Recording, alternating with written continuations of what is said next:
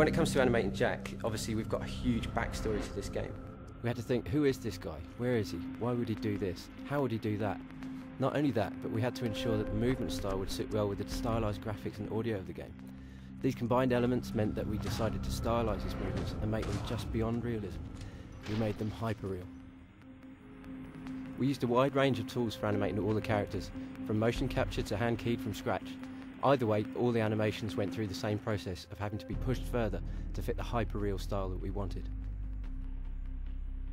Motion capture is a fantastic reference point, but no matter who you put in the suit, with all the best will in the world, you're going to have to push things further for a game like ours.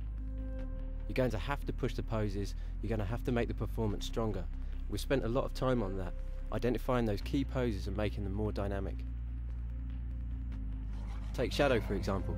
He was a huge challenge to animate, and I think that has drawn extra strengths out of our team. There was talk originally of motion capturing him, which we could have done, but the early hand key test was so good that we decided not to. We studied a lot of reference for Shadow, particularly police dogs. What we noticed instantly with these dogs was that they totally threw themselves into what they've been told to do, completely selflessly and with no thought of their own safety. They latch on and they don't let go. That's definitely something we've captured with Shadow, and I think people are going to be excited to play as him. I've actually got quite a deep martial arts background myself. I can say hand on heart that I think this is the first game that delivers the kind of visceral impact of actually being in a combat or hard sparring situation. It's fast-paced, easy to learn but difficult to master. I've tried to use my own martial arts experience on the game, and with the help of the game designers I think that comes across. It's really satisfying to pull those punches and big elbow strikes as Jack. It was really good fun working with the actors when it came to the mocap for the cutscenes.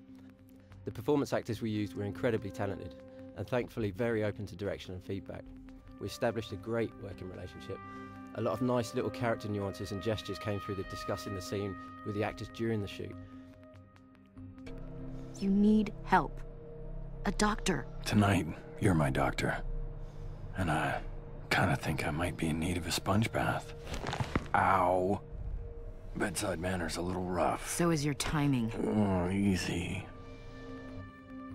It was the same with the stunt and martial arts motion capture sessions. Given the extent of the martial arts training and physical size of these guys, it could have been quite intimidating. I have to say though, they were completely down to earth and just a great bunch of guys. Again, it meant that the shoot was free-flowing. Lots of ideas were being thrown in by the martial artists themselves. The more I directed them on the violence of the game, the more they got into it. The more over the top and exciting the takedowns became. They put everything they had into it. It was the same when I ended up performing some of the fight moves myself in the motion capture suit, although I think I went a little too far because I ended up with 3 broken ribs.